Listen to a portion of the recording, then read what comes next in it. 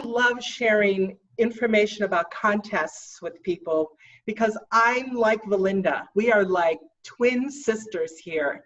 I love contests, not the trophies, not the hardware, and not the look on all of your faces because I got to run a contest. Yes, there are tons of different moving parts with contests, but Toastmasters has been around for more than 100 years. I know the incorporation date is 1924, but Dr. Smedley actually began in 1907. And I think contests are our best way to maintain, to establish, to demonstrate not only the high quality communication standards that Toastmasters has promoted and tweaked and revised and improved over 100 years, but it is really our best way as area directors to connect with our clubs and our newer members and get them just excited and invigorated that they too, through the process of being part of a contest team, no matter what role they fill, they will experience success on that day. So yes, I may be preaching to the choir, but that's kind of my stance on contests. So, are you ready to go? Before we begin, I have 2 confessions for you. Are you ready? 1, my slides are not sexy. I apologize. I tried to throw a few in there, they're kind of fun, but when I do judges training, I've been scolded before that I needed to do brand appropriate Toastmaster colors, Toastmaster fonts. And my goal today is that you're going to get a copy of these slides, that they will serve as a resource, a checklist for you of things that you need to accomplish from the area director's perspective, okay? That's my goal. As of today's training, you will not be able to do all the briefings. You won't be able to run it by yourself. This training is specifically designed for you to understand the structure, the teamwork, and the protocols involved in contests, all right? So that's confession number 1. Wait, I'm on somebody else's system today, so pardon me while I figure this out. So you're here because you want to learn how to have a quality contest in a virtual world, right? Mm-hmm. Well, here's my second confession. Oh, it's not cooperating. Hold on. Now, there we go. It's true. I'm a card-carrying member of the Toastmaster Contest Fuss Budget Society. Now, if you look up fuss budgets in the dictionary, it says people who are extraordinarily obsessed with little minute details that may not be important. Well, quality is always how you handle the details. So today, I am going to be fuss budgeting, and here is one of my favorite examples of fuss budgeting. How come you don't like me, Schroeder? Because you're a fuss budget. You've always been a fuss budget, and you'll always be a fuss budget. And so I want you all to know that I think that you'll admire the fact that as far as contests go, I'm always consistent. So, are you ready to come along with a little fuss budget party? Thumbs up, yes? Oh, thank you for the response. Doing it all by myself is lonely. The agenda for today is pretty quick. We're going to do a quick review of the contest. We're going to talk about structure. Because when I work with my clubs, people say, there's all these things about contests. Yes, but the structure, once you see it, is actually pretty simple. We're going to review the functionary roles, and then we're going to get to procedures and protocol. Okay? Is that what you want? Thumbs up? Anybody confused about contest and contest rules? Here's my response. I think you're all geniuses. Or you might have a lot of different input from a lot of different sources and you want to say, I don't know who to believe. Yeah, I'm afraid organizations that have been around for more than 100 years have 100 years of information and stuff floating out there. So let's get focused and do this together. This is my goal for today. I want to simplify the process for you as an area director. Now, we're in a whole new world, right? We've got the traditional in-person contest and we have virtual. Let's compare the two. In the traditional, we've got the 4 types, the major contests, the international speech contest, the humorous, the table topic, and the evaluation. That's not changing in the virtual world, is it? No. The rules. Traditionally, Toastmasters International, they update the rules practically every year. Sometimes they're minor tweaks and sometimes they're big earthquakes, but that's not really any different. So this is the same. The rules, pretty much all of them are the same with the exception of the functionary roles. There have been some duties added. The SAA role, the Sergeant at Arms in a traditional contest, has morphed into the Zoom host, the Zoom master, your platform person. How different districts are calling that different things. So that's one significant change. And the functionary roles for the chief judge have been tweaked and updated, and we're going to go through that. But here's the important part about contests. The judging criteria, the goals, the standards that we want to see in these different categories of contests and speeches, those have not changed. The protocol has not changed. Protocol? I told you I was a fuss budget. The Toastmasters protocol all exists to accomplish several goals.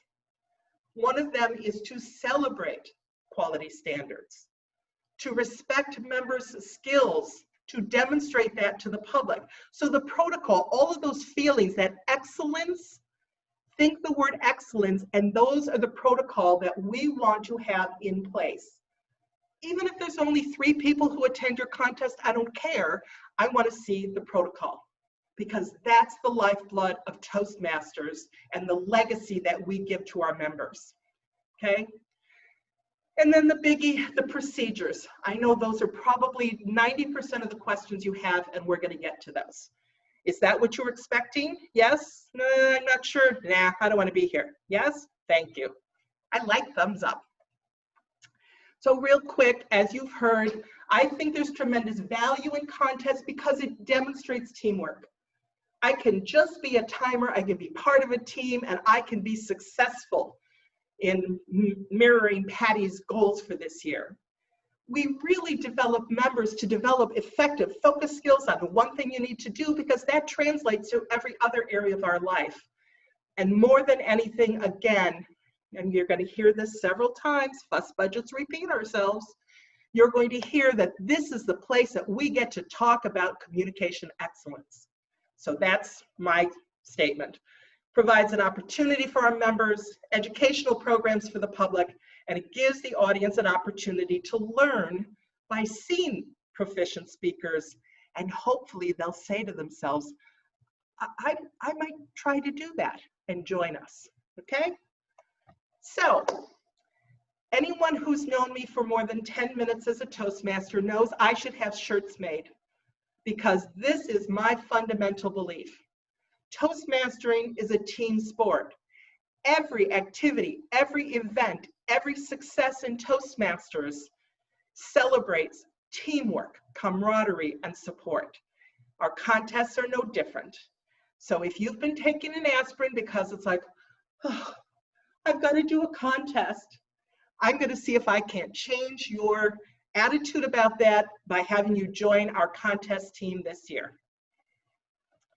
Ready?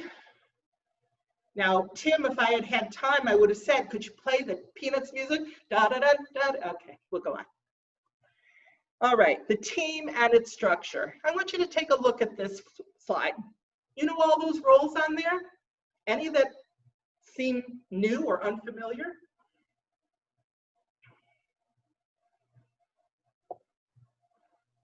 Zoom host. Zoom host. Zoom host, that's the new name for what used to be what? Sergeant at arms. Sergeant at arms. The sergeant at arms used to let physical people into the room. Now our Zoom host lets people into the room. Is there another one that you don't know? Sponsor. Sponsor? What's a sponsor? Ooh, yeah. Guess who is the sponsor of your area contest? Me? I can just tell that you are all overcome with joy. All right, a little bit of excitement, guys. Yes, you are the sponsor of your contest. I hate to be the bearer of bad news, but since we're distant and you can't slug me, it's okay. You are responsible for your area contest. I know it's very tempting to say, but I have a contest chair and he just didn't do it. Got news for you guys. I'm the contest coordinator this year and I know where to find you. So we're going to talk about how do we make this easy for you. You are responsible for 4 areas. Logistics. Earlier today, Melinda was like, please get me your day and your time so that we can get it on the calendar. Those logistics, getting that done as soon as you can, helps us support you doing different jobs, getting your contest chair, getting your other functionaries in place. Your job will be to communicate and to coordinate with the district and with your area clubs and members of your contest team. We are going to talk to you today about where you can find resources and help. Help? Yes. I'll help you find judges. I'll make sure you have up-to-date documentation. We're good, right? But the one thing that I cannot do, I really do rely on you to be encouraging and positive and excited about your contests. This is the fastest, quickest way to get to know your clubs and their members, being encouraging and being positive about the contest. So that's the 4 areas. All right. Now, did you notice that the logistics is in red? Again, for those of you who don't know me, for 30 years, I've worked with the deaf. So visual things and making it clear is kind of part of my DNA. The red one, the red items that are on the lists are items that you don't have to do alone. You get help to do it, and you have to communicate that. So let's talk to who you're going to talk to about this. Here's your team. These should look familiar. Your contest chair, your Toastmaster, your Zoom host, your chief judge, your judges, your timers, and your ballot counters. How many of you have never participated or never been involved with a contest before? Is there anyone here who is in that role? Oh, yay, I like this. So we can zoom through these, right? Again, I like visual representations. I think it's easier to see. Here is the basic structure of a contest. The contest chair, we're going to go through those duties very quickly because right now, August 15th, the #1 successful item that you could cross off your list is to identify your contest chair, because they're the person who 90% of what they do is required to be done way in advance of the contest. All right? So you've got the contest chair, you've got a Toastmaster and chief judge, you've got contestants, timers, all of this. All right, I've been talking enough. I want you all to put up a #1 finger. Got it? Let me see. #1. I want you to go right to your screen, and do you see the line that goes from the contest chair to the Zoom host? Everything to the left, where the Toastmaster is, where the contestants and timers, those are all duties and responsibilities that will happen in the public eye. All right? Everything to the right, the chief judge, ballot counters, judges, and tiebreaker, those all happen behind the scenes, okay? The contest chair and the Zoom host balance the two, but it's really easy to understand why there's certain rules for the front of the house and certain rules and procedures for the back of the house. You with me so far? I'm not saying anything you probably don't know. Hold on, could you go back for 1 minute? Look at, I kind of thought somebody might ask me to do that exact thing. Sure, you can see that again. Here you go. Question. You'll get a copy of the slides, so. Oh, okay. Oh, you're going to email us. You're going to get them all, especially if we find any errors that I'm going to fix before I email them to you, okay? Or you have all of our emails. Good. I will track you down, I promise. Okay? So we're talking about the contest team and the structure. The contest chair, these are their 4 areas of responsibility: logistics, documentation, staffing, and pretty much quality assurance is everybody's job, to do the best you can, to focus the best you can, okay? Logistics, let's go through what those are. Date and time. We don't have to find a village hall or a community room or whatever in the virtual world, one of the few advantages, right? And we don't have to put any miles on our car. But the sooner you can get your date and time on the calendar, the sooner we can start helping you with motivation and getting people to assist you. And Belinda is doing a wonderful job getting everything on the D30 calendar, because if we know they're there, I'm pretty good at sweet talking some judges. I know that finding judges for your area contest may be the hardest part of this. And we're going to talk about announcing to your area clubs. Now, as an area director, I always try and place my contests on a night that none of my clubs meet. For example, my clubs all meet Monday, Tuesday, Sunday, Monday, Tuesday, Wednesday. My area contests are always on a Thursday, so they never conflict with a club meeting, and they never, they don't favor anyone. So finding the date and time for your contest, 3 of my clubs all meet in the same week, Monday, Tuesday, Wednesday. So my Thursday is not in that Toastmaster busy week, but in the off week. So it's a little bit of a game to find the best time so that the maximum number of your members can attend, okay? Now, do you see the last on the logistics is the Eventbrite? Yes, because there are rules, because there are conventions that we're using in Zoom, when people register through Eventbrite, we want to be able to send them a consistent link that says, our area contest is going to be handled through Zoom. Please mute yourself. Some of those niceties we can take care of and not wait until people come in the day of. And we're working out the Eventbrite Zoom link issue. But getting your Eventbrite set up and then connecting your Zoom link will be through your division director, okay? Each division director has their own account, so that's another reason to get it coordinated on the calendar so you can get the date and time that you need, okay? That's the contest chair. That's their first area of responsibility, are the logistics. And they do that with you as the sponsor, so you get to be in the loop. The contest chair also is responsible for all of the documents that are required for a contest. Now, Belinda, I know, has already placed the traditional kits on the D30 website. What is not there yet are the scripts. We are in the process of updating those, but I promise they're coming. So the rule book, the forms, the certificates, and the ballots, the contest chair is responsible for making certain that the functionaries have what they need. Now I've got a present, I have something out of order. The second area that the contest chair is responsible for is filling the functionary roles. Now, Toastmasters International doesn't really make this distinction, but I'm a fuss budget and I do. Your primary roles in your contest are your contest chair, your Toastmaster, your chief judge, and your Zoom host. In some districts, maybe I should tell you, for the last 2 months, I have been gathering everything I could find about virtual contests from around the world.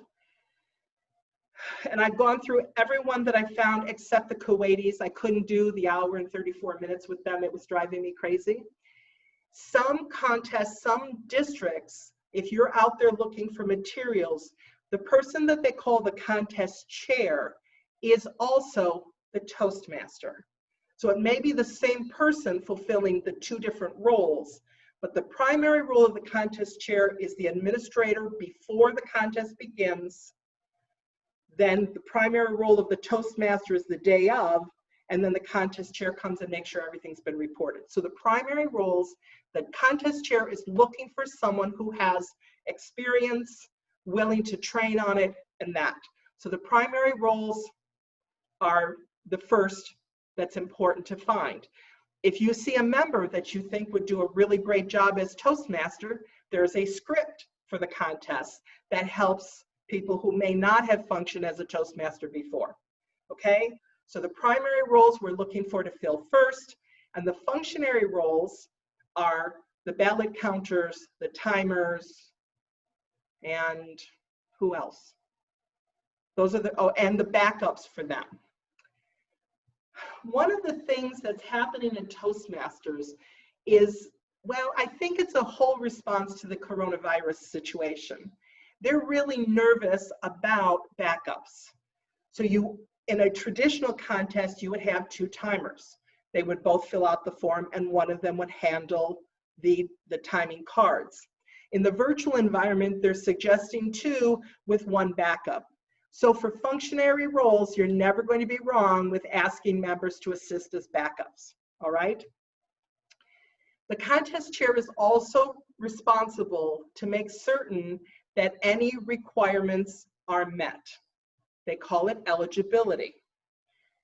For the fall contests, for the table topics and humorous, there is no performance requirement. The only requirement is that the person involved has to be a member in good standing, period. That's it. Anybody can participate. They can sign up the day before, become a Toastmaster, and they can participate, all right? In the spring contest for the ISC, there is a performance. You have to have completed 2 levels and a path to be able to participate in the ISC, all right? So that's eligibility. The contest chair is responsible. There's a way to check. Go ahead, Matt. So it is okay for anyone this fall to participate, is what you're saying. As long as they are a paid member. Okay. Now, this is where it's a little tricky, those stinky, sneaky Toastmasters. Dues renewal is October 1st. If your area contest is October 2nd, you better make sure that they paid because it's the day of, and it has to have been registered in Toastmasters in headquarters on that day. So if you've got somebody who wants to participate, you want to make sure that their dues are in, and on October 1st, everybody's good to go. I got stuck being a member of my old club for like an extra year because I kept representing them in competition. And I'm like, okay, I'll transfer. Oh no, yeah. So you have to watch that for eligibility. They have to be a member in good standing. There's one additional thing. In order to be a member in good standing, not only does the member have to have their dues paid by that time, but the club has to have at least 8 people who have paid their dues. So that's sometimes is a mitigating factor. Yes. Okay. So that's eligibility, and the contest chair will be responsible for double checking that.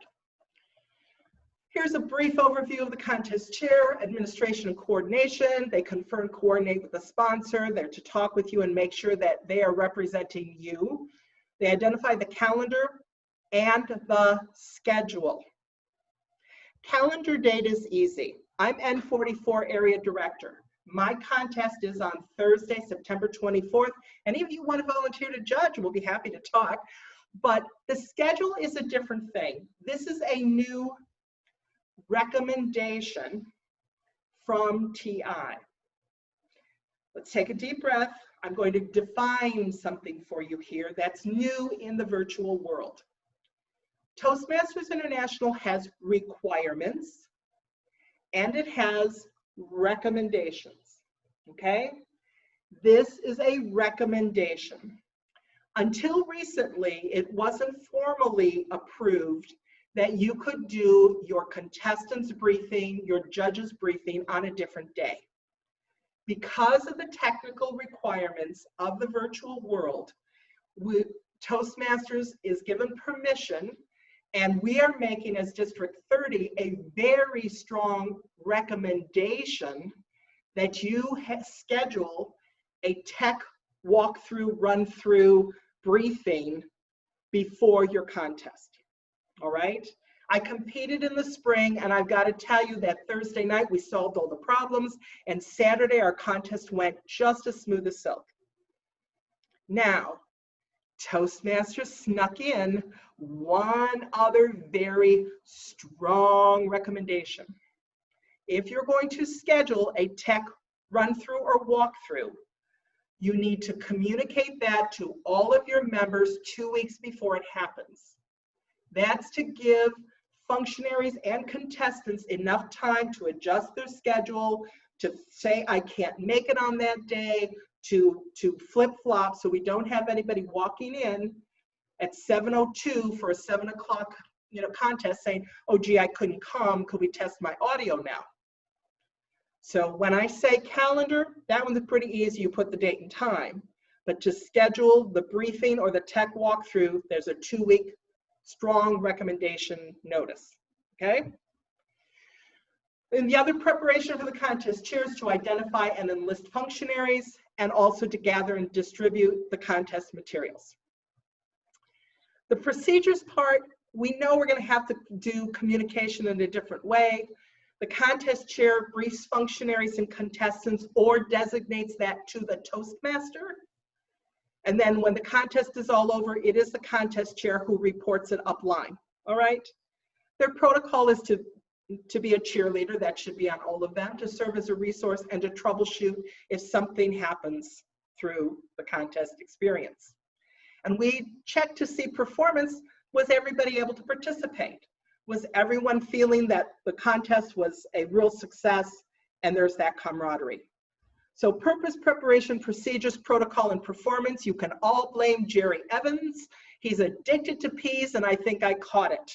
So every functionary role, this is how I organize. I hope that's helpful for you. Okay, now, I want you to take a look. I just added one little word. The contest chair is responsible to gather and distribute current contest materials.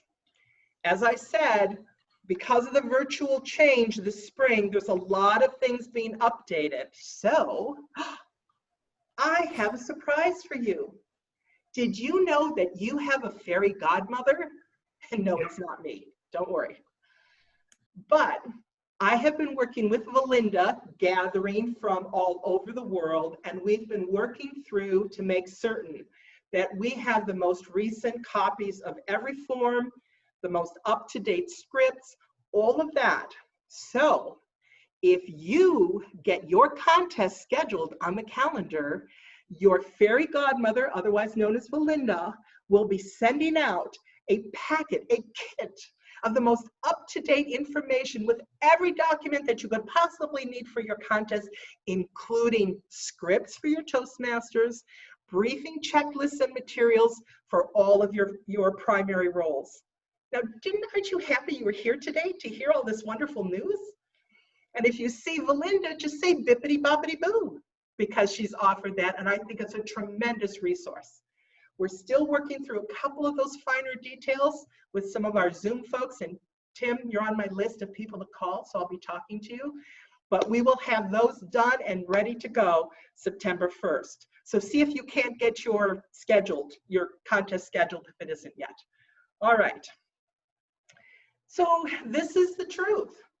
Right now, given it's August 15th, and our area contest season will start September 13th or 15th. One of them is my sister's birthday and the other one is the date that we start. So it's either one of those two dates. This is the time for your contest chair to start the process. This is the time for you to request, a volunteer or to identify someone who's willing to do that. The good news about that is the HPL project in the traditional program, and there are several projects and advanced levels in different paths that qualify for event management. So if you need help with that, talk to your division director or ask me later and we can talk about that, okay? But 90% of the work that the contest chair has to do would happen in the next 4 weeks. So now is the time, folks.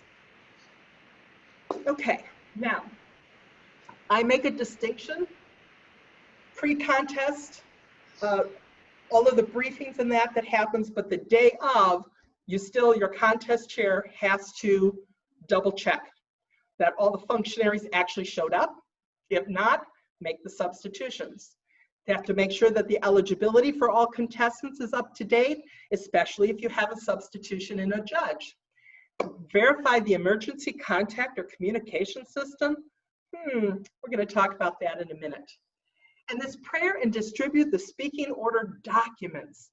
This, I think, is a magnificent idea. It's a suggestion. You don't have to do it. But it really does save time. You know how everybody was in the beginning sitting around twiddling our thumbs, waiting for the contest results for an hour and a half. One of the contests did go that long. It really does save time if once the speaking order is filled, that the tally sheet and all of that, someone fills those out and makes sure that the timers and the ballot counters have them so that all they have to do is score. That will be in your packet as part of the suggestions, okay? Make sure that the functionaries have received everything, and then the CC up in the upper left-hand corner is contest chair. They will prepare the certificates of participation as well as the standings, the certificates of placement, okay? There's nothing earth-shaking about this, right? This all makes sense? There is a logic to it. It's good for fuss budgets because it's a lot of little silly details that are supposed to go together.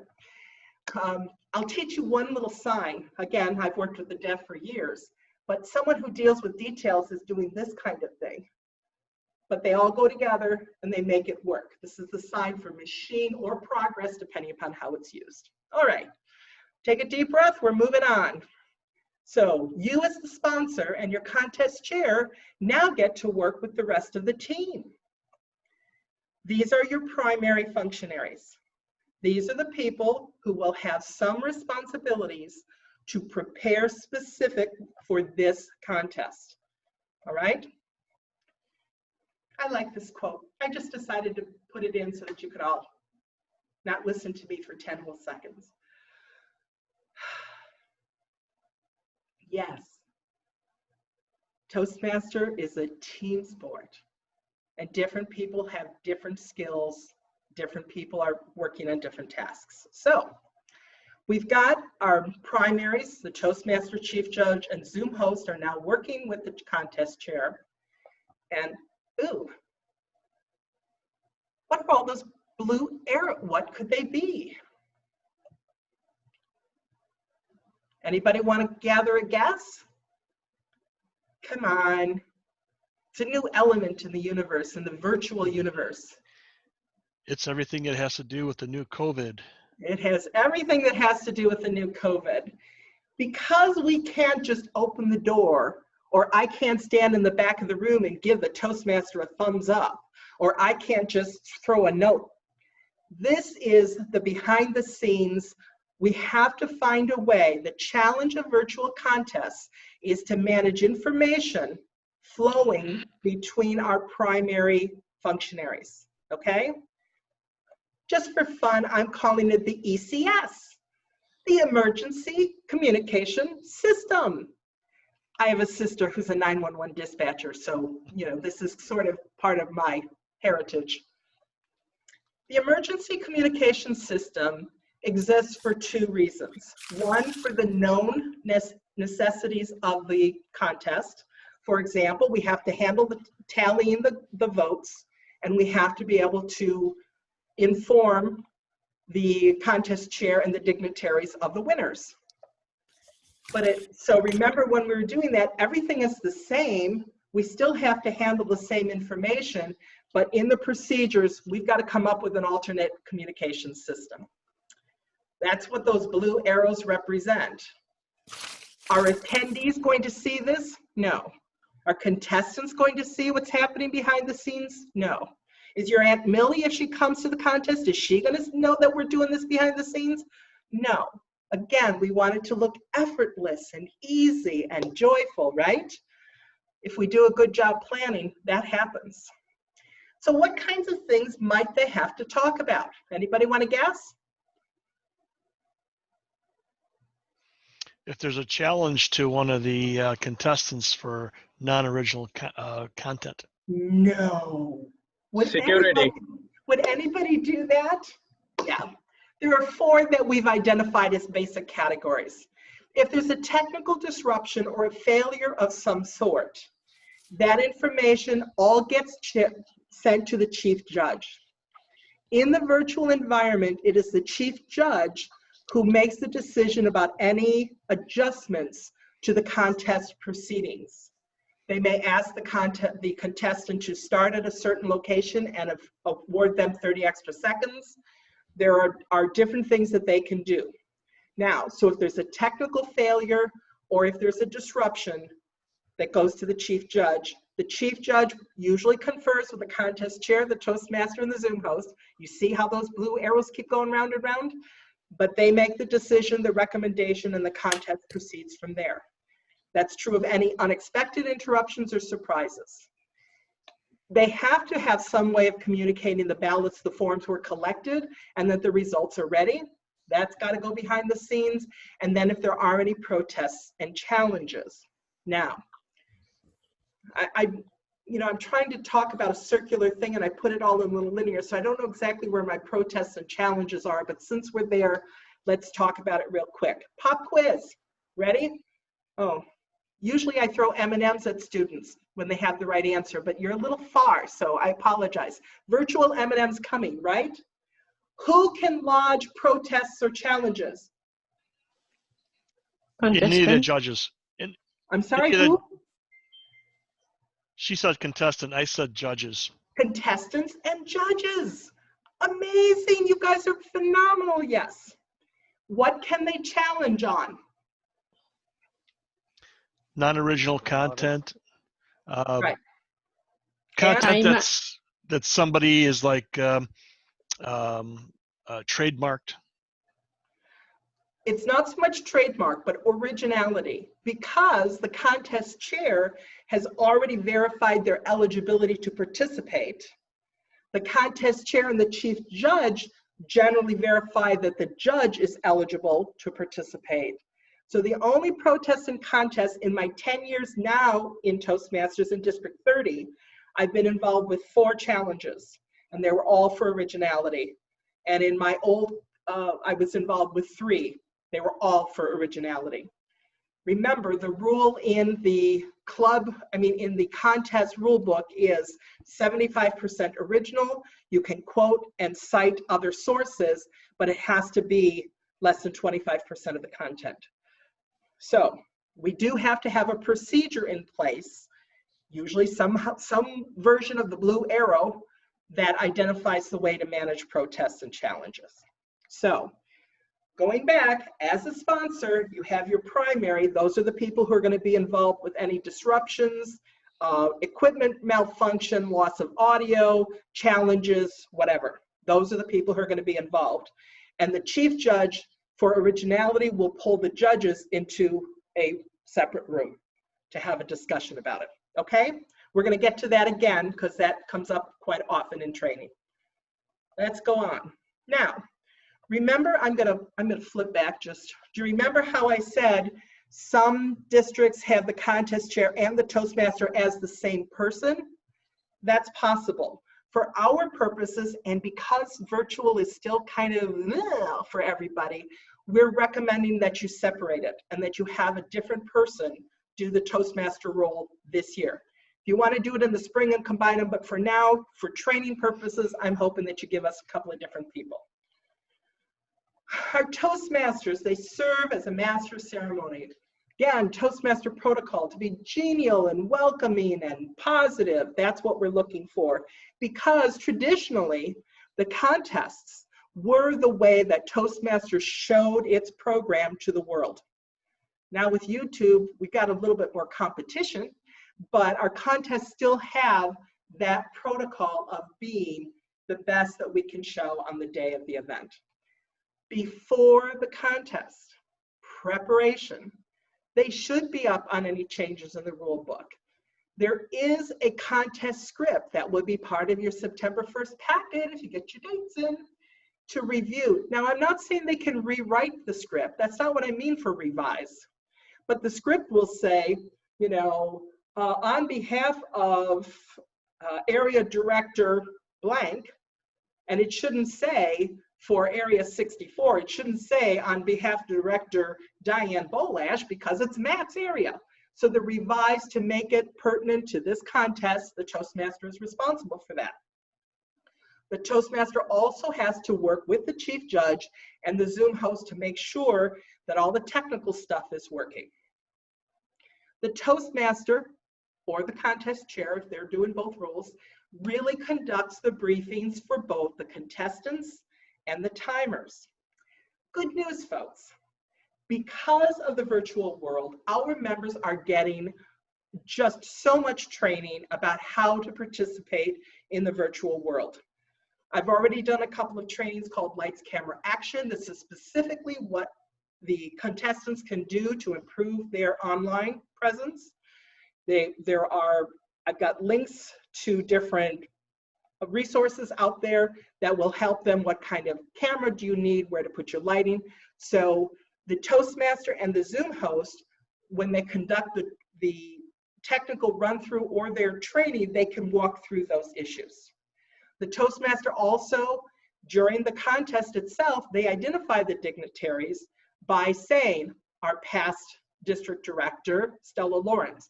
They demonstrate Toastmasters protocol, again, hoping that we have visitors who are kind of curious about this thing we do called Toastmastering. You know, I know of Toastmaster widows and widowers because for some of us, this is like golf, right? The Toastmaster also, Toastmasters International has published a new online contest statement. Between you and me, I don't know if it really applies to the area level, but when we get to the division and the district contest is videotaped. And the videotape from that contest is sent on to the regional for the international conference. And the online contest statement says, if we caught your face in that video, too bad. We get to use it any way, shape, or form. You can't sue us for liability. You can't sue it, okay?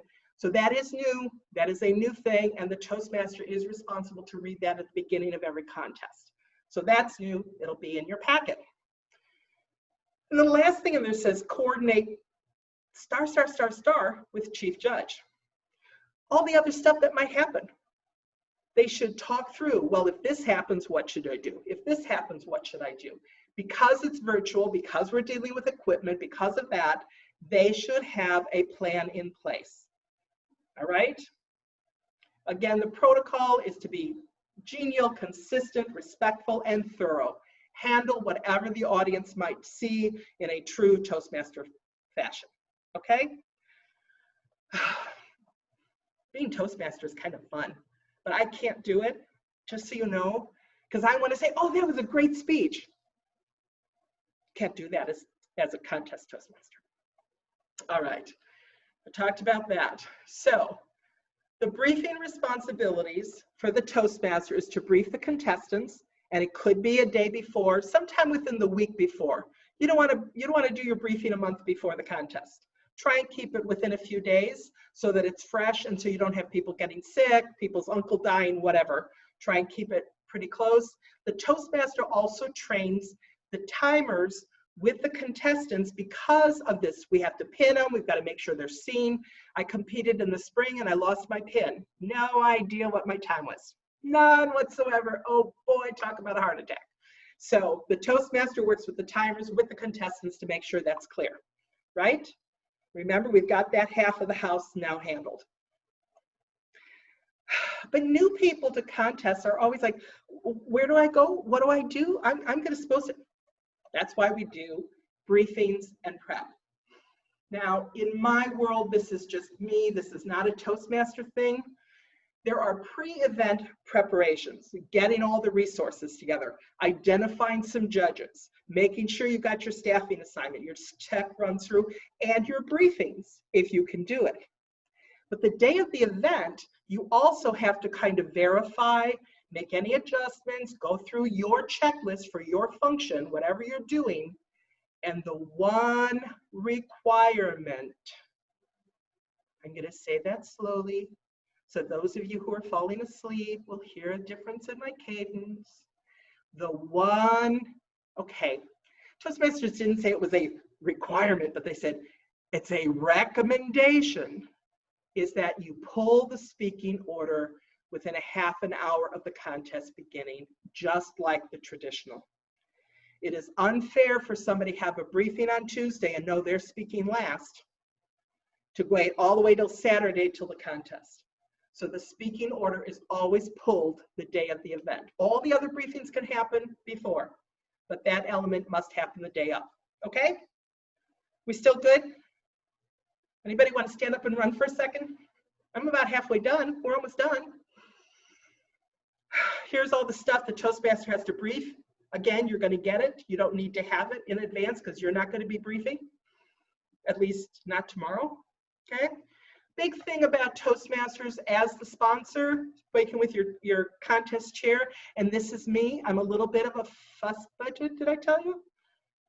Please, please, please emphasize to your Toastmaster that pronouncing contestants' names correctly is the single most demonstrable element of the core value of respect. Our core values are respect, integrity, service, and excellence. Get the names right. Okay, I'm sorry. That was a little preachy. That was a little soapboxy. I apologize. Usually I just stay on the fuss budget side of that, but I kind of crossed the line. Okay? Here are all the things that the Toastmasters should be briefing, making certain that they help problem solve and put the contestant at ease. You'll get the list. Here's all the things that they should be briefing with the timer, reviewing any contest rules, encouraging them to change their display name so it's timer plus name, etc., etc. There is, in the virtual world, a need to have some kind of a tech check so that the timer comes up and stays there. So pinning is important. And this is why I need to talk with you, Tim, later. I need to know about spotlighting and pinning. Do they cancel each other? Which is why you don't have your checklist yet. I don't know the answer to that. So we're working on the Toastmaster and the timer need to work it out and educate what the contestant, what needs to be done in order for the timer to remain on the screen. Okay? That's what we're going to do. Now, did you know that the Zoom host gets to brief or help problem solve in advance for contestants? So we have a lot of people who are really scared of this technology, okay? Which is why I'm not at my own home, because this one actually is set up better than mine, okay? Here are the things that the technical briefing can include. Usually it's done in conjunction with the Toastmaster. Identify, use the device that you're going to be competing on. It's bad to compete on phones. Toastmasters International, their best practices are try and compete on a laptop or a desktop with a hardwired system. Every tech guy I've spoken to about this has said if you do that, the chances of technical interruption or distortion are reduced down to 5 to 7%. Whereas if you're using Wi-Fi or open air systems, I used to live right in the flight path of O'Hare, and you know, we know that I've dropped cell phone calls because of that. So that is a strong recommendation that you can share. But all of these different elements. I'm also not training from home because the dog next door loves me. I took care of her her first week when they wanted to surprise the kids. So when she hears me talking, whoa, whoa, whoa, come play. Can't play, Bella, I got work to do. Okay? So all of these things that influence the way you're going to be received online, they're common sense, but it's a checklist. It helps contestants feel that they're going to put their best foot forward, and the focus will be on their speech, not on whether or not they've got a halo over their head or, you know, whatever. Okay? Here we go. I put it again, just in case you missed it the first time, the day of, immediately before the contest. Now, I'm not saying 2 minutes before the contest, but in that half an hour window when you're reconnecting with contestants, okay? Contest team, everybody needs to tell the chief judge and or the contest chair if there's any changes.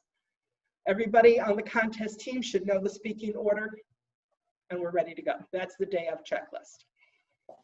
All right. Now the contest chair, go ahead. How do That's you, right, just talk. yeah, how do you do the contest order in the Oh. virtual? I apologize again, trying to get over here, I forgot. I do 2 bowls. One bowl has all of the names of the contestants in it. The other bowl has numbers from 1 until however. I pick up the name. Oh, Patty Anderson. Pick out a number. You're number 3. Pull out the name so it's seen on camera. Everybody, the audience, everybody can see. You know, put it aside. And until all the contestants are drawn and numbers. That way it's not the first pull is the first speaker. No, no, no, no. It's a double blind. That's my recommendation. I think it's also fun. Am I going to be next? Am I going to be, you know, we have that element of a little bit of surprise, a little bit of showmanship too. Okay? Thank you. You're welcome. Contest chair also brings the Zoom host. Now, yep, Matt, go ahead. You don't just talk. It's easier. for Okay. us. My issue is I'm wondering, one of my clubs wants to have their contest on Thursday. Would Yeah. you recommend moving it back a week? Clubs can have their contest whenever. Oh, they want to have it now? But it's club. They want to have it Thursday, this coming Thursday. It's club season. Club season goes from now until September 10th or 11th. So yes, now is club Right. season, and they can do it any way they want. Okay. You know, they don't even have to have one. They can just say, oh, Joe Blow's going to be our representative. Fine. Okay. If you are the Zoom They host, can't, but they can change it is my point. of course, So, okay. as long as they've got their functionaries involved and they know their contestants are covered, I'm good. Okay? All right. For Zoom hosts, we do need to have the general room available. You may or may not need to set up a tally room for the ballot counters and the chief judge to meet to go through the ballots. And you may need to have a protest room set up and on the side. And if you don't use it, you don't use it. It is important to make sure that those rooms are isolated and secure so that information doesn't bleed out into the main room. And I'm going to strongly recommend, it's not so much a difficulty at the area level, but if you're expecting, if your Eventbrite says, oh my God, we had 47 people register for our contest, I suggest that after 25 people, you designate a co-host. And then there's one person who is charged with letting people in, waiting till the break and you have one main Zoom host. And then it'll go up. When we get to the district, we're going to need a number of co-hosts with different functions, okay? Now here's the controversial one. I have done 17 different districts procedures for virtuals and talked with Valinda about this concept. The chat function is dangerous. Out of the 8 districts that allowed the chat function to be enabled in Zoom, 5 of them had a problem during a contest. So it's my understanding, and again, this is something I'm going to check out before your packets go out on September 1st, that we have to either enable chat, allow it, or disable. We're working on that. But as of right now, there will be no chat function during the contest in Zoom, because we have to protect the anonymity of the judges. And if somebody sends out a chat that says, oh golly, I've heard that speech 20 times, you know, because it goes to everybody, we don't want, again, Toastmasters protocol is respect, privacy, and so at this point, no chat function in Zoom. If I figure out that there's a way to do it and you can only chat with the host and get word to the chief judge, yeah. But right now, it's August 15th. Yep. And I'm going to reserve the right to change my mind as a fuss budget until September 1st. So I'm there, okay? Question. Yeah. Is there a way to disable generally the chat, but then allow specific rights to, say, the Zoom host and or the Toastmaster? From Can you your break it mouth out? to technical God's ears. That's what I want. Yeah, I mean, But- theoretically, that'd be the best thing, because that way you'd only have a couple people that are able to give a broadcast message to everyone. As of this moment, I can't put my name on that, but Okay. I'm working on it, okay? So if you hang with me till September 1st, we'll let you know when that evolves, all righty? Belinda and I are also talking about what can be done during that minute of silence and also while we're waiting for all the judges. So wait for an announcement about that. You're not going to do your area contest till after September 15th. So I got a little bit of wiggle room for that, okay? Now, the Zoom host also has to be part of those blue arrows. The Zoom host purpose is to serve as the technology host and the gatekeeper, make sure that they're up to date with district recommendations. So as sponsors, don't go in and tell your Zoom host, oh, let everybody chat. They got to do what the district says.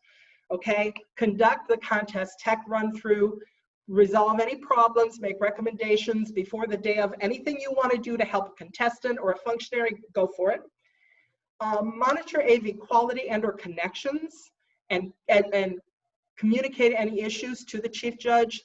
And your job as a Zoom host is to make sure that everybody is able to connect and participate. Again, there's nothing earth-shaking in that one, right? It's the actual procedures that we're getting to. So here we go. This is our structure. We know all these people, right? We now know what they're supposed to do. The front of the house is done. The Toastmaster, the contestants, the timers, and the Zoom host know how you're going to relate to them. Chief Judge. This is, I don't know if I should call it a bugaboo. That's not really the best word for it.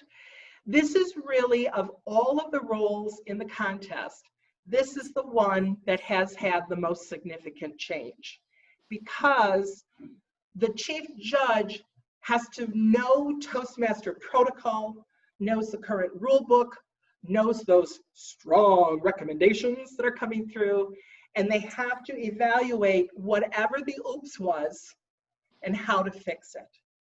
They still have responsibilities to guiding judges. They can pull judges in to help them monitor how should we best handle this. They can go to the contest chair. They can call you and say, Mr. Area Director, please help. Okay, but I'm assuming you're going to be there. So, okay. So really the chief judge, they're supposed to, here's the preparation, it hasn't changed. Review the current rule book and make sure they're familiar with the current contest scripts. Review judging criteria for each contest with the judges. I've been a chief judge. It's usually the role that I'm asked to do because I'm a fuss budget and I do real briefings, which means, where are they? In here, hold on, look at that. I make the judges talk to me about the actual ballot. I make them talk to me about what they have to submit. I talk about the process, about how they can either do a score, they can do a tally, they can rank order. There's a lot of different processes. I don't want to see their worksheet. All I want is their ballot. That's a judge's briefing. So your chief judge, when they are briefing, they have to make sure that every judge has the same baseline. They start with the same understanding. Our danger for this fall, anybody know what the big danger is with a humorous speech contest? There's one that's glaring, and judges who are not trained to the ballot, there's a problem. Toastmasters International criteria are for humorous speeches. They are not for stand-up comedy routines. They are not for run around as a skit. They are not for miming. They are for speeches. And I don't think I've done a humorous contest in the last 5 years that I didn't have one judge say, well, isn't it just supposed to be the funniest one? Yes, but the funniest speech, okay? So again, fuss budget, my inner fuss budget, I'm trying to keep her down, but all right. So the judge goes through and briefs the judges, briefs the ballot counters. This is how we're going to do it this time. They collect and they process the forms and they report to the contest chair and to the Toastmaster that they've got the results. The emergency contact system. We're going to talk about those blue arrows, I promise. And they are the person who is expected to address any issues as necessary, okay?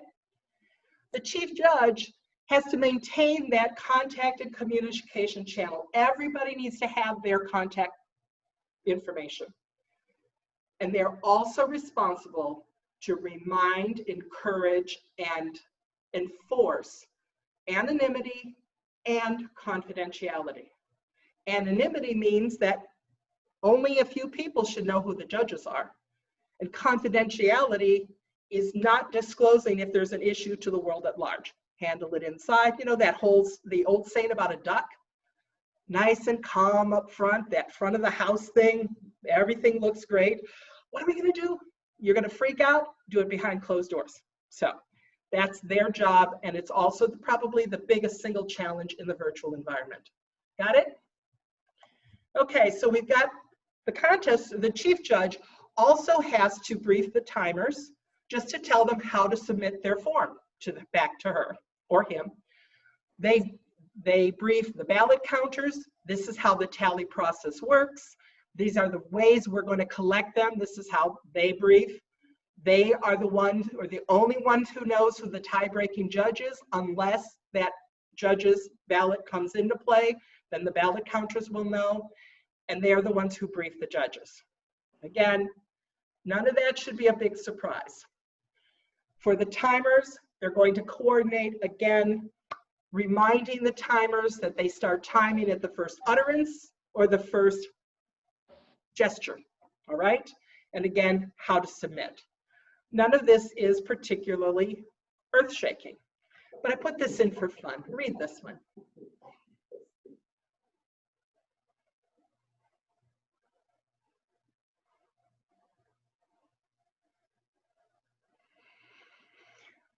If I hadn't lost power earlier this week, I would have adjusted the phrase at the bottom, "We'll get more in for our contest speech," but that's not quite the same, right?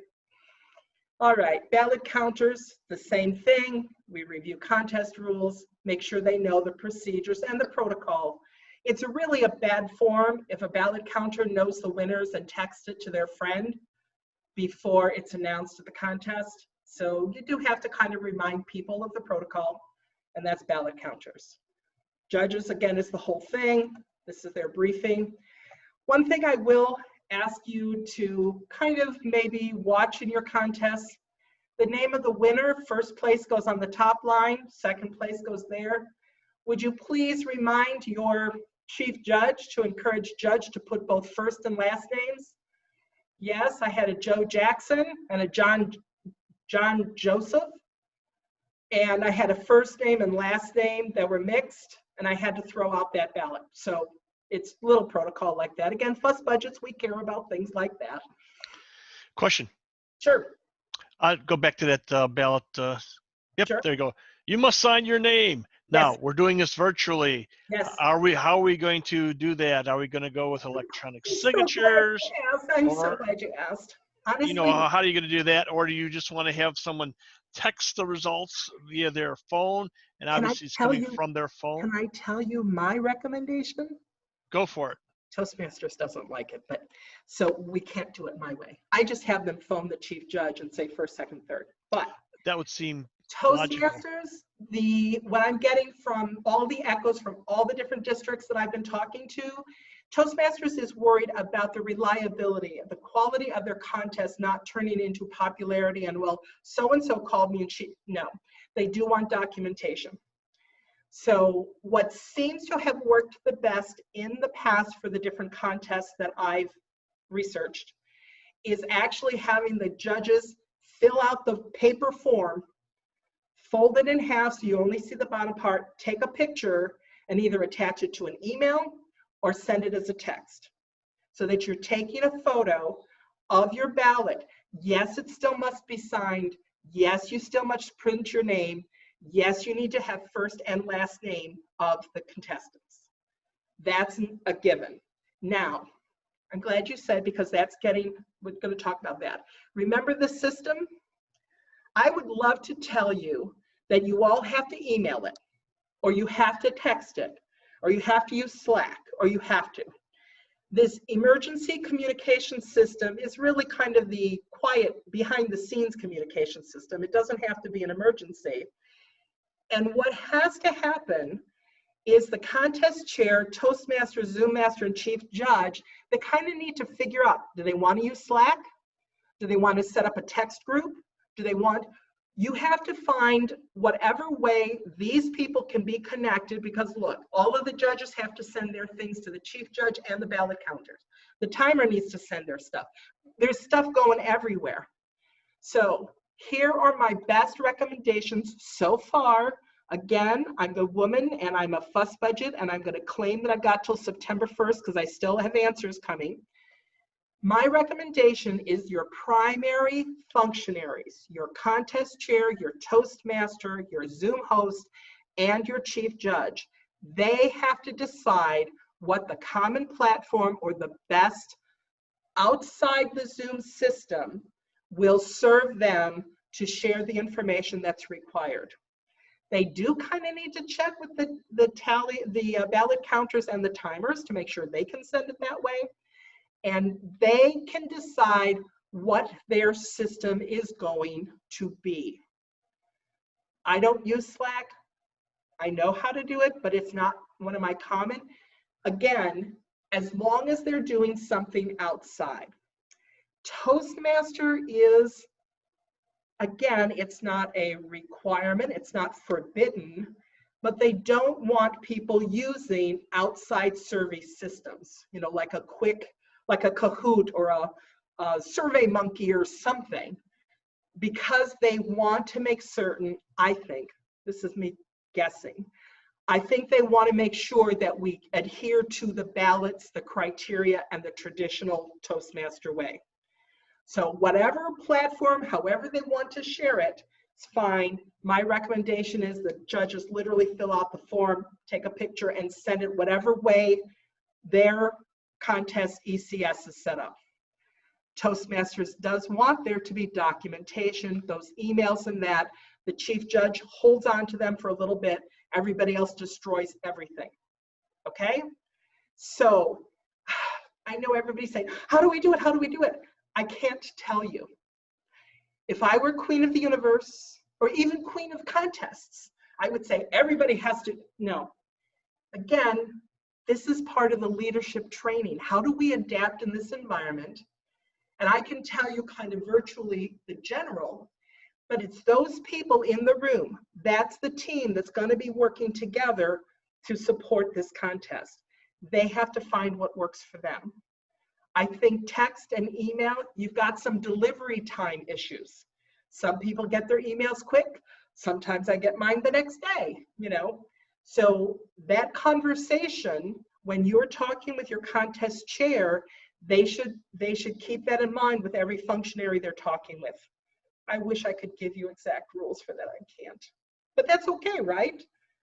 Because it gives you a problem to share and solve with your team, right? Any questions about those? I wish I had better news. I wish I had a magic wand. I wish I was Melinda and I was a godmother or fairy godmother. That's not true. Question? Yes, I do have a question about the time verification itself. I know it's mainly for eligibility, but how would the timer communicate that to the judge? It's going to be the same way as well? Same way. They have a form. Again, I think that Toastmasters doesn't want everybody to go out and create their own system, so they really do want a copy. They can take a picture of it and email it, text it, however the chief judge, whatever they decide on the system. The only person who will know about disqualification for time will be the timer and the chief judge. They do not say who timed out. Usually it would be me, but you know, they don't share that, and they only say there is a disqualification for time. All right? Thank you. And then, sorry, I do have one more question. The eligibility and the originality form, can that be filled out by the participants a week in advance or something, or should that also be just before the No, it can be done in advance. Okay, thank you. The only thing that absolutely has to be done the day of is the speaking order. Okay? Thank you. Now, I was in such a hurry, I messed up my slide. So there's supposed to be one more slide in here. For this fall contest, the humor is fairly easy to manage. For the table topics, you will need to have a room to sequester the contestants until it's their turn. You will need to have someone in the room with them to monitor that they're not somehow being exposed else. I'm not as creative or as clever as Toastmasters is afraid people might be to cheat. So you do need to designate a co-host or someone to hang out with them in the room, talk with them, do whatever. The other thing for the table topics specifically is it has been suggested, and the districts who have done this are really comfortable with it, that the question also be shared visually on screen when the Toastmaster reads it to the contestant. So they get it visually and they get it by listening, okay? You can do it or not do it, it's a recommendation. It does take, somebody has to type it out, have it in private, show it for the contestant for 30 seconds, close it, then have them go on with the contest. Those are the only two special items for this fall. Okay? Diane, I have a quick question. For the table topics, I remember the traditional way when they walk from the door to the stage. So how do we time that period? That's why you make a decision that the question is going to appear as a shared screen for 20 seconds, 30 seconds. Make a decision. It's the same for each contestant. That gives them that think time, that prep time, that deep breath time. Yeah. You make the decision. I'm going to tell you 30 seconds feels like an eternity when you're not talking. It feels like a snap when you are. So, okay, does that help? Yeah, thank you.